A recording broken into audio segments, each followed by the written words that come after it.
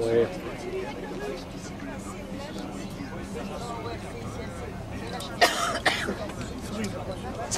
Le gars de Marseille, il part de Marseille alors.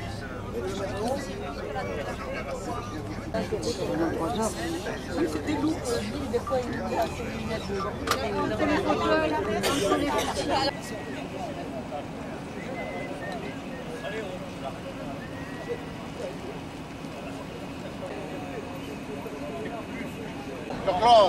C'est venu de Pélissap.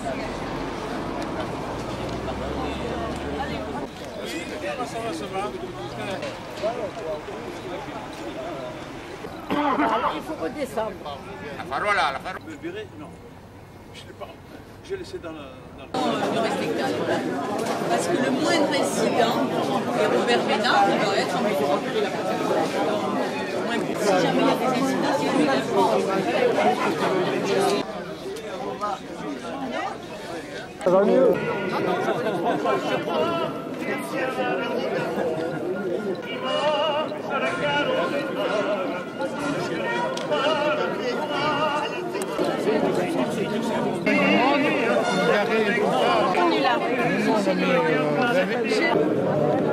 Voilà, j'ai dit bonjour à ma femme. Voilà.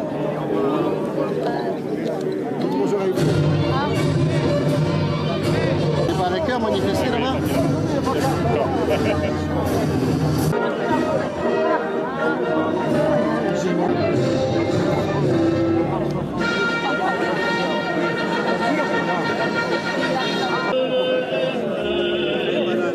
Non, c'est quand il y a les...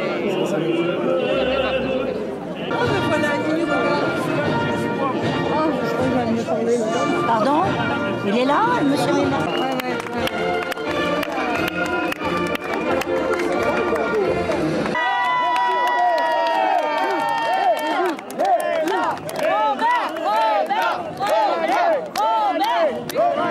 C'est bon? Oui, il a tourné, il a tourné. Tu l'as pris? Ah non, pris!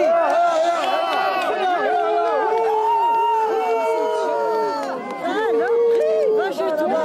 C'est idiot de crier comme ça! C'est ça, exactement. Il faut leur enlever. Mais ils crient pour eux, on dirait qu'ils crient pour eux contre Ménard. C'est idiot. Est-ce qu'il y a eu quelque chose qu'ils ont envoyé Je sais pourquoi ils crient comme ça. Parce qu'il y avait un drapeau algérien. Elle a ressorti le drapeau? Mais il faut pas dire ça. Allocution de M. Thierry Rolando, président du cercle algérianiste national. Et voilà. Bravo! Ah oh.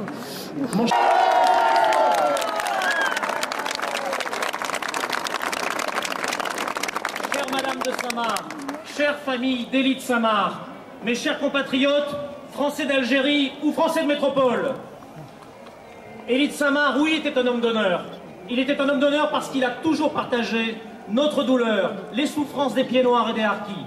Et vous me permettrez en quelques lignes de vous lire un mot qu'il adressait justement aux Français d'Algérie, harkis et pieds noirs confondus, il y a quelques temps avant sa disparition. Nous sommes et devons rester d'inébranlables témoins. Les témoins sont le sel d'un pays, de près ils brûlent la peau, car personne n'a envie de les entendre. Mais ils persistent, accrochés à leur mémoire. Ils possèdent la résistance des grains de sable. C'est l'immense responsabilité qui nous incombe. Éviter que nos enfants aient un jour les dents gâtées par les raisins verts de l'oubli. Écrire et raconter inlassablement pour expliquer. Ouvrir les portes à ceux qui refusent l'oubli et cherchent les traces du passé. Car le passé reste essentiel, non par nostalgie ou polémique, mais parce qu'il éclaire le présent, qui tient lui-même l'essentiel de l'avenir. Dans la suite des temps et la succession des hommes, il n'y a pas de destin isolé. Tout se tient. Il faut croire à la force du passé, au poids des morts, au sang et à la mémoire des hommes. En traçant ces quelques lignes, je pense à vous tous, nés en Algérie. Je pense à votre pays natal, dont vous avez été chassés.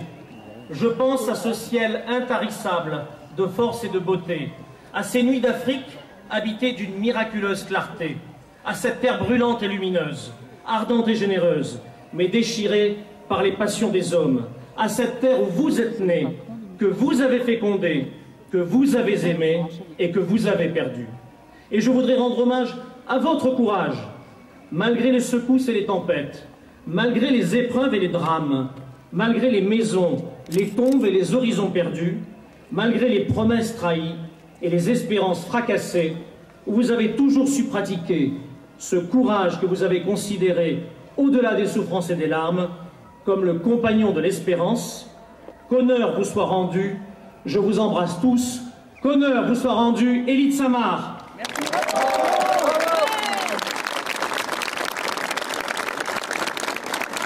Madame Blanquine de Bellecombe, fille du commandant Benoît de Samar. C'est sa fille.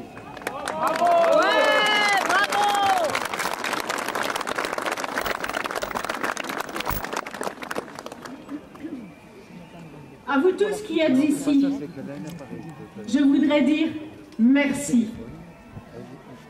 Merci d'être là, de vous être déplacés, pour certains, au prix d'un long voyage fatigant. Merci d'être venus honorer la mémoire d'un grand soldat et par là même défendre l'honneur d'un combattant. Merci, monsieur le maire.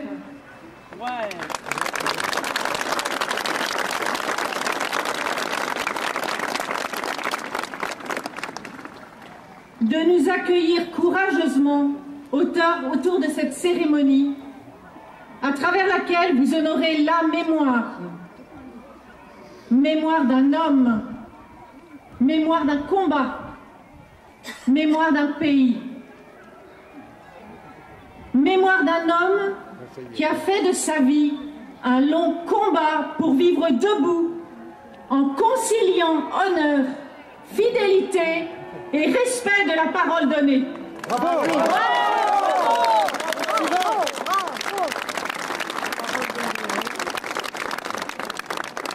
Mémoire d'un jeune garçon humilié qui a vu déferler l'ennemi à travers les rues de Bordeaux, assistant impuissant à la débâcle de mai 40.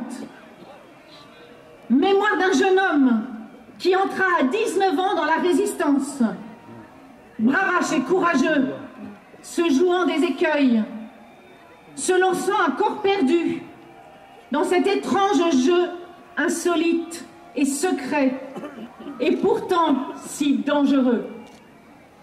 Mais le drame guette. Déjà, la trahison fracasse sa vie. Alors qu'il essaie de rejoindre l'Espagne pour se battre au grand jour, son convoi est dénoncé. Il a 19 ans.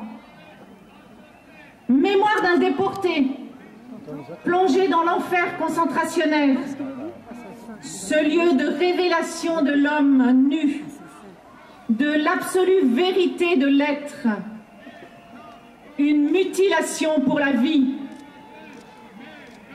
Mémoire d'un soldat, d'un engagement pour la France. Dans la Légion, il connaît cette fraternité de ceux qui sont dépouillés, anonymes, mais qui partagent les mêmes passions extrêmes, un idéal à leur mesure, et cette audace en face de la mort. Mémoire d'un engagement, de longues années en Indochine, où il a à nouveau rendez-vous avec la trahison, qu'on lui fait porter cette fois-ci. Je cite, « Dans notre lutte contre le Viet Minh, nous avons offert notre protection aux villages environnants. Ils l'avaient accepté. Ils avaient servi de relais. Et après notre départ, la mort les attendait. Les ordres étaient formels. Nous ne pouvions organiser leur départ. Nous les avons abandonnés en 2 heures. Faut-il raconter les hameaux rasés incendiés, les massacres, les assassinats. Ils ont été assassinés à cause de nous. Sachez-le, c'était un crime. Un abandon qui le hantera toute sa vie, peuplant ses nuits de cauchemar. Son rêve d'harmonie entre l'Orient et l'Occident se fêle profondément. Qui n'a pas compris l'impact de cette blessure jaune ne peut comprendre son choix au moment du putsch d'Alger. Mémoire d'un pays qui se déchire en Algérie. On présentait cette guerre comme le soulèvement de tout un peuple contre une domination étrangère et un colonialisme oppresseur. La vérité lui est apparue autrement. L'armée n'était pas en Algérie pour défendre le grand colonna, mais pour y promouvoir un nouvel ordre de progrès et de justice. L'armée française souhaitait une évolution avec la France et non pas contre la France. C'est devenu un combat où la population civile devint le champ de bataille et où l'armée a été chargée du maintien de l'ordre civil. Malgré tout, la guerre est gagnée sur le terrain. Mais le gouvernement en a décidé autrement. De nouveau, la perspective d'une trahison sur ordre se dessine. De Gaulle a eu un double langage.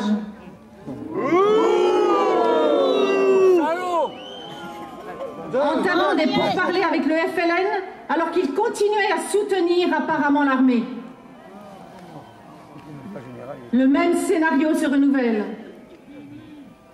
Il va falloir que l'armée se replie et abandonne ce qui lui avait fait confiance, qu'il l'abandonne au massacre. Monsieur le Président, on peut tout demander à un soldat, même de mourir, c'est son métier, mais pas de se parjurer.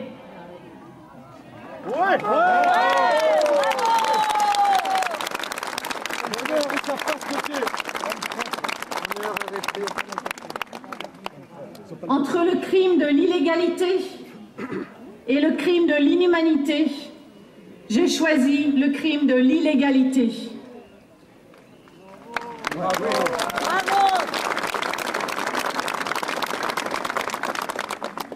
En quelques heures, cet officier légaliste est devenu un officier rebelle, passible d'une balle dans la peau dans les fossés de Vincennes, pour l'honneur qu'il a préféré aux honneurs.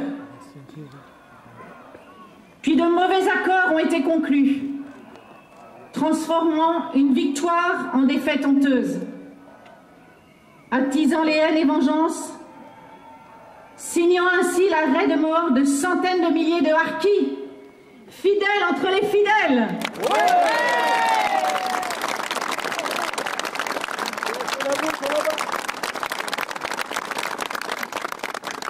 Et provoquant l'exil contraint du peuple pied noir.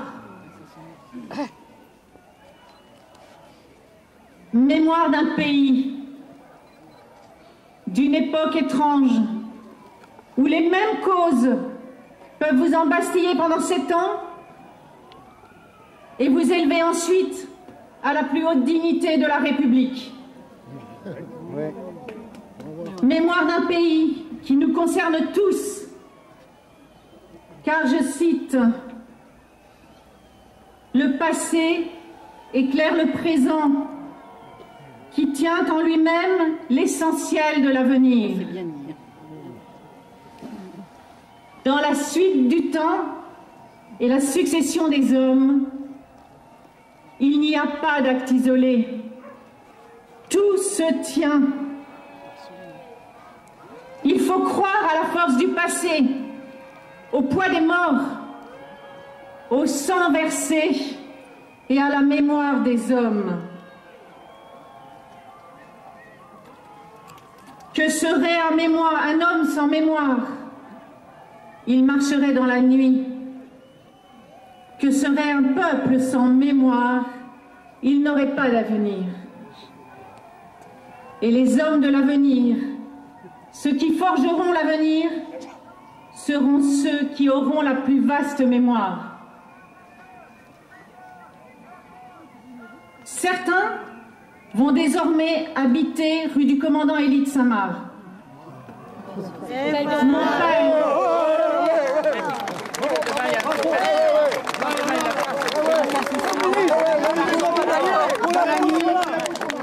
Mon père, lui, a rejoint sa dernière demeure. Il est rentré chez Dieu comme on rentre chez soi, sans bruit, dans le silence. Insensiblement, il a glissé d'un monde à l'autre. Et la mort l'a surpris dans le maquis de Provence, perdu dans le vieil argent des oliviers, absorbé par le chant du monde. Qu'il repose en paix, lui qui n'a jamais connu la paix.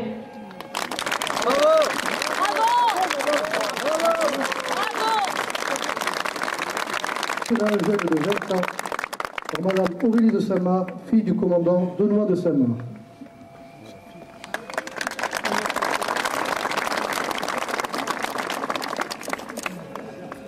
Nous avons souhaité vous lire le testament spirituel que notre Père a laissé à la jeunesse. Que dire à un homme de 20 ans? Quand on a connu tout et le contraire de tout, quand on a beaucoup vécu et qu'on est au soir de sa vie, on est tenté de ne lui rien dire, sachant qu'à chaque génération suffit sa peine, sachant aussi que la recherche, le doute, les remises en cause font partie de la noblesse de l'existence. Pourtant, je ne veux pas me dérober. Et à ce jeune interlocuteur, je répondrai ceci en me souvenant de ce qu'écrivait un auteur contemporain.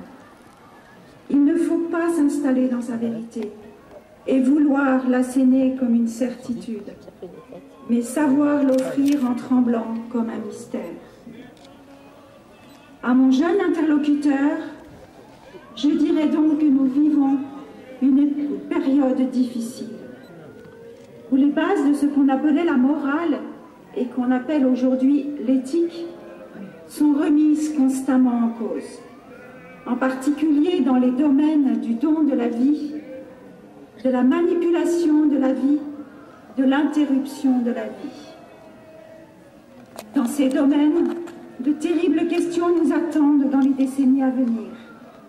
Oui, nous vivons une période difficile où l'individualisme systématique, le profit à n'importe quel prix, le matérialisme l'emporte sur les forces de l'esprit. Oui, nous vivons une période difficile où il est toujours question de droit et jamais de devoir, et où la responsabilité qui est l'once de tout destin tend à être occultée. Mais je dirais à mon jeune interlocuteur que malgré tout cela, il faut croire à la grandeur de l'aventure humaine. Il faut savoir jusqu'au dernier jour, jusqu'à la dernière heure, où est son propre rocher. La vie est un combat. Le métier d'homme est un rude métier. Ceux qui vivent sont ceux qui se battent. Il faut savoir que rien n'est sûr, que rien n'est facile, que rien n'est donné, que rien n'est gratuit. Tout se conquiert, tout se mérite. Si rien n'est sacrifié, rien n'est obtenu. Je dirais à mon jeune interlocuteur que pour ma très modeste part, je crois que la vie est un don de Dieu et qu'il faut savoir découvrir, au-delà de ce qui apparaît comme l'absurdité du monde, une signification à notre existence. Je lui dirais qu'il faut savoir trouver, à travers les difficultés et les épreuves, cette générosité, cette noblesse, cette miraculeuse et mystérieuse beauté éparse à travers le monde. Qu'il faut savoir découvrir ces étoiles qui nous guident où nous sommes plongés au plus profond de la nuit et le tremblement sacré des choses invisibles.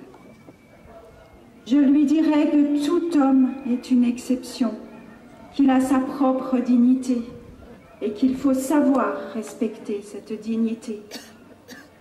Je lui dirais qu'envers et contre tous, il faut croire à son pays et en son avenir. Enfin, je lui dirais que de toutes les vertus, la plus importante parce qu'elle est la motrice de toutes les autres et qu'elle est nécessaire à l'exercice des autres, de toutes les vertus, la plus importante me paraît être le courage, les courages, et de celui, et surtout celui dont on ne parle pas et qui consiste à être fidèle à ses rêves de jeunesse.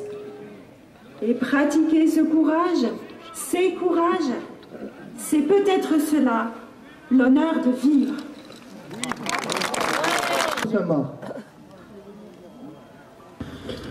Ce que j'ai à dire sera simple et sera court. Depuis mon âge d'homme, Monsieur le Président, j'ai vécu pas mal d'épreuves. La résistance, la Gestapo, Buchenwald, 3 séjours en Indochine, la guerre d'Algérie, Suez, et puis encore la guerre d'Algérie. En Algérie, après bien des équivoques, après bien des tâtonnements, nous avions reçu une mission claire. Vaincre l'adversaire, maintenir l'intégrité du patrimoine national et promouvoir la justice raciale, l'égalité politique. On nous a fait faire tous les métiers, oui, tous les métiers, parce que personne ne pouvait ou ne voulait les faire. Nous avons mis dans l'accomplissement de notre mission, souvent ingrate, parfois amère, toute notre foi, toute notre jeunesse, tout notre enthousiasme. Nous y avons laissé le meilleur de nous-mêmes, et nous y avons gagné l'indifférence, l'incompréhension de beaucoup, les injures de certains. Des milliers de nos camarades sont morts en accomplissant cette mission. Des dizaines de milliers de musulmans se sont joints à nous comme camarades de combat, partageant nos peines, nos souffrances, nos espoirs, nos craintes. Nombreux sont ceux qui sont tombés à nos côtés. Le lien sacré du sang versé nous lie à eux pour toujours. Et puis un jour, on nous a expliqué que cette mission était changée. Je ne parlerai pas de cette évolution, incompréhensible pour nous. Tout le monde la connaît. Et un soir, pas tellement lointain, on nous a dit qu'il fallait apprendre à envisager l'abandon possible de l'Algérie, de cette terre si passionnément aimée, et cela d'un cœur léger. Alors nous avons pleuré. L'angoisse a fait place dans le cœur au désespoir. Nous nous souvenions de 15 années de sacrifices inutiles, de 15 années d'abus de confiance et de reniement. Nous nous souvenions de l'évacuation de la haute région, des villageois accrochés à nos camions qui, à bout de force, tombaient en pleurant dans la poussière de la route. Nous nous souvenions de Dien Bien Phu, de l'entrée du Viet Minh à Hanoï. Nous nous souvenions de la stupeur et du mépris de nos camarades de combat vietnamiens en apprenant notre départ du Tonkin. Nous nous souvenions des villages abandonnés par nous et dont les habitants avaient été massacrés. Nous nous souvenions des milliers de Tonkinois se jetant à la mer pour rejoindre les bateaux français. Nous pensions à toutes ces promesses solennelles faites sur cette terre d'Afrique, nous pensions à tous ces hommes, à toutes ces femmes, à tous ces jeunes qui avaient choisi la France à cause de nous et qui, à cause de nous, risquaient chaque jour, à chaque instant, une mort affreuse. Nous pensions à ces inscriptions qui recouvrent les murs de tous ces villages et ces mestas d'Algérie. L'armée vous protégera, l'armée restera. Nous pensions à notre honneur perdu. Alors le général Charles est arrivé, ce grand chef que nous aimions et que nous admirions, et qui, comme le maréchal de Lattre en Indochine, avait su nous donner l'espoir et la victoire. Le général Charles m'a vu, il m'a rappelé la situation militaire, il m'a dit qu'il fallait terminer une victoire presque entièrement acquise, et qu'il était venu pour cela. Il m'a dit que nous devions rester fidèles aux combattants, aux populations européennes et musulmanes qui s'étaient engagées à nos côtés, que nous devions sauver notre honneur. Alors j'ai suivi le général Charles. Et aujourd'hui, je suis devant vous pour répondre de mes actes et de ceux des officiers du premier REP, car ils ont agi sur mes ordres. Monsieur le Président, on peut demander beaucoup à un soldat, en particulier de mourir, c'est son métier. On ne peut lui demander de tricher, de se dédire, de se contredire, de mentir, de se renier, de se parjurer. Oh, je sais, Monsieur le Président, il y a l'obéissance, il y a la discipline. Ce drame de la discipline militaire a été douloureusement vécu par la génération d'officiers qui nous a précédés, par nos aînés. Nous-mêmes l'avons connu à notre échelon modeste jadis, comme élève officier. Croyez bien que ce drame de la discipline a pesé à nouveau lourdement et douloureusement sur nos épaules devant le destin de l'Algérie, terre ardente et courageuse, à laquelle nous sommes attachés aussi passionnément qu'au sol de nos provinces natales. Monsieur le Président, j'ai sacrifié 20 années de ma vie à la France. Depuis 15 ans, je suis officier de Légion. Depuis 15 ans, je me bats. Depuis 15 ans, j'ai vu mourir pour la France des légionnaires étrangers peut-être, par le sang reçu, mais français, par le sang versé. C'est en pensant à mes camarades, à mes sous-officiers, à mes légionnaires tombés au champ d'honneur que le 21 avril, à 13h30, devant le général Charles, j'ai fait mon libre choix. J'ai terminé, Monsieur le Président. Bravo. Par M. Robert Ménard, maire de Béziers, en présence des membres de la famille du commandant Benoît de Sama et de M. Thierry Rolando.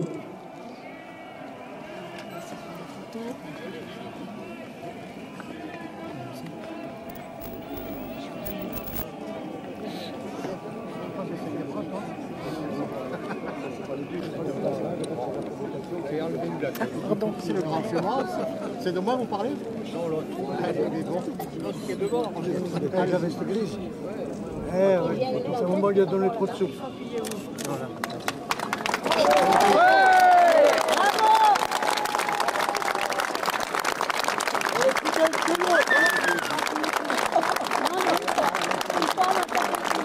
On est respect.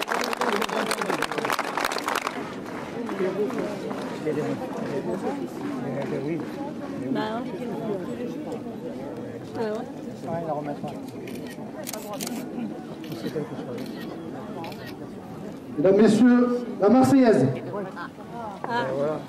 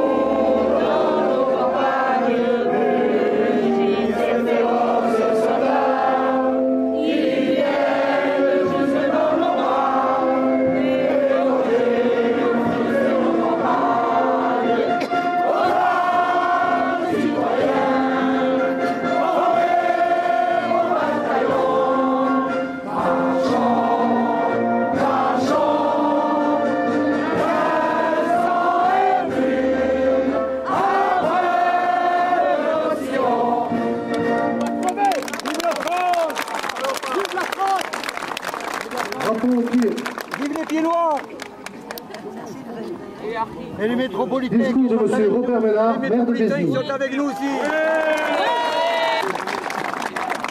Il est jeune. Ah, attendez. 2 minutes, le temps de près. Merci. Merci, monsieur Ménard. Mesdames et messieurs les élus, mesdames et messieurs les présidents, mesdames et messieurs, et surtout, chers... Allez, Robert, c'est bon.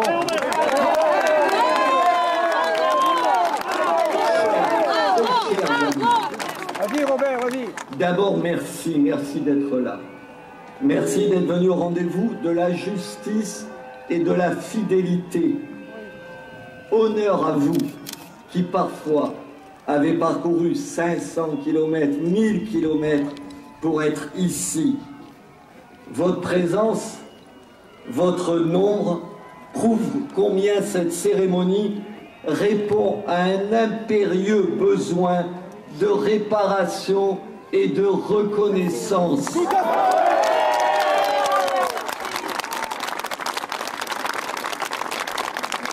Et puis, pourquoi ne pas le dire, vous le sentez bien, votre présence me touche infiniment. Oui, merci d'être là, pour nous, pour tous ceux qui nous ont quittés, mais aussi pour ceux qui viennent. Il y a des moments, il y a des gestes, il y a des paroles qui vous engagent totalement, qui disent d'où vous venez, qui disent ce qui est essentiel à vos yeux, qui disent ce que vous êtes, qui vous donnent l'occasion rare, précieuse, de vous replacer dans une lignée, de rendre hommage au vôtre, de saluer un père, une mère, une famille, de saluer votre famille. Il y a des moments où il faut se rassembler, se retrouver, se souvenir, se tenir chaud les uns les autres. Il y a des moments où il faut dire non, non au mensonge, à l'histoire trafiquée, réécrite, bafouée.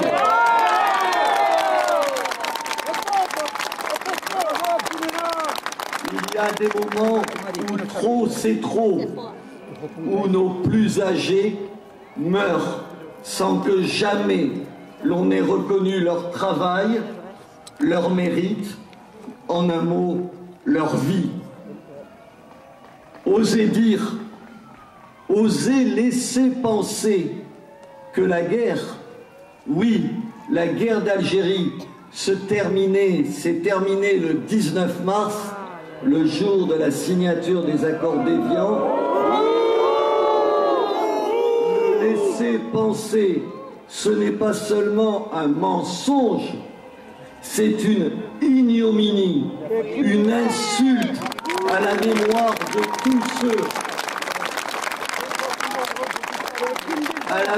de tous ceux, pieds noirs, harkis, jeunes du contingent, qui ont été torturés, qui ont été émasculés, qui ont été tués, qui ont disparu après cette date, après cette capitulation, après cet abandon, après ce renoncement de ce que fut la France, de ce que fut la grandeur de ce pays, la grandeur de notre pays.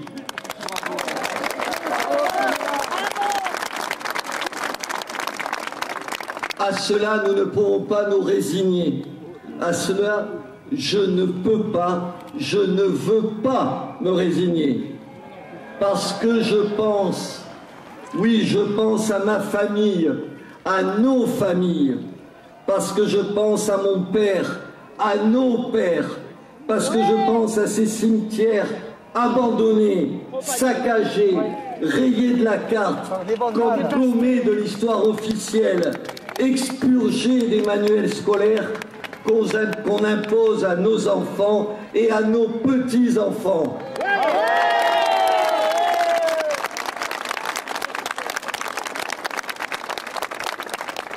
Voilà pourquoi je suis là aujourd'hui, voilà pourquoi je sais que nous sommes là aujourd'hui, pour rappeler à ceux qui nous ont trahis qu'ils ne pourront pas éternellement mentir, tromper, falsifier l'Algérie de notre enfance, l'Algérie de nos aïeux, notre Algérie, ce n'est pas ce que certains veulent nous faire croire. Ce n'est pas ce qu'un Benjamin Stora ne cesse d'écrire.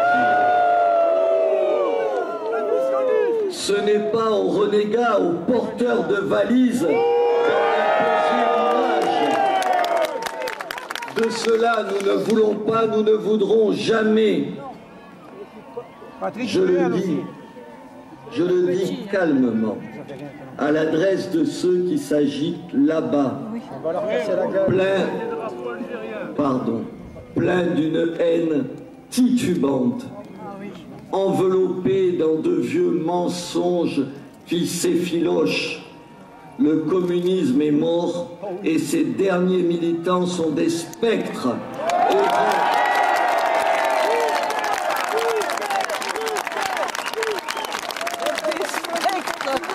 Sont des spectres errant dans le dédale de leur rancœur et de leur ignorance. Ils ont voulu hier l'Algérie algérienne, ils ne veulent pas aujourd'hui de la France française.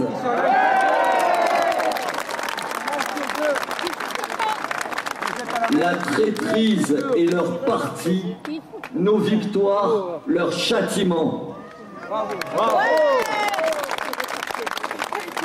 À lire une certaine presse, écrivait Albert Camus en 1955, il semblerait vraiment que l'Algérie soit peuplée d'1 million de colons à cravache et à cigares montés sur Cadillac. 60 ans plus tard, rien n'a vraiment changé. Alors, si nous sommes là, ici, aujourd'hui, c'est pour dire assez, assez de ces contre-vérités sur les pieds noirs qui n'étaient pas tous des colons roulant en décapotable américaine. Assez des mensonges sur le bilan de la colonisation. Assez de cette perpétuelle repentance.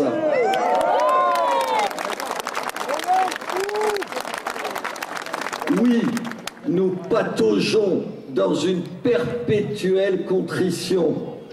Honteux de ce que nous avons été, honteux même parfois de ce que nous sommes. Faut-il le rappeler? Quand la France intervient en 1830 en Algérie, elle mène une guerre de conquête, longue et impitoyable. C'est vrai. Mais faut-il le rappeler? Il s'agissait de mettre hors d'état de nuire les pirates qui sévissaient depuis la côte algéroise. Ces forbans n'étaient pas des pirates d'opérette. Ils enlevaient, suppliciaient, réduisaient les chrétiens en esclavage. Le rappeler, est-ce se transformer en avocat inconditionnel de l'épopée coloniale? Bien sûr que non.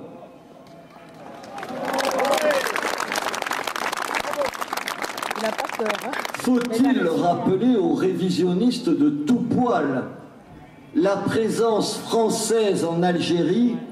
Ce sont des ports, des aéroports, des routes, des écoles, des hôpitaux.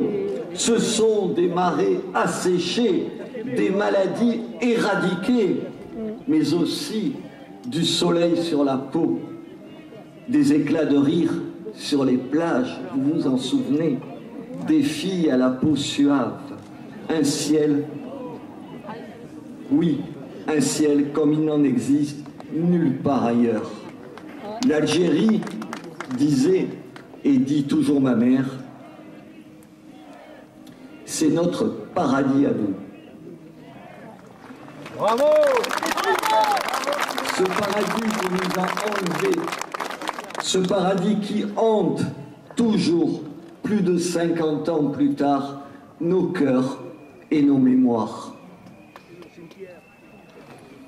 Après avoir pris notre pays, certains voudraient maintenant nous priver de nos souvenirs et nous faire croire, je le disais, que les combats ont cessé le jour où des traîtres ont signé un cessez-le-feu qui n'était rien d'autre qu'un lâche abandon, un vil renoncement.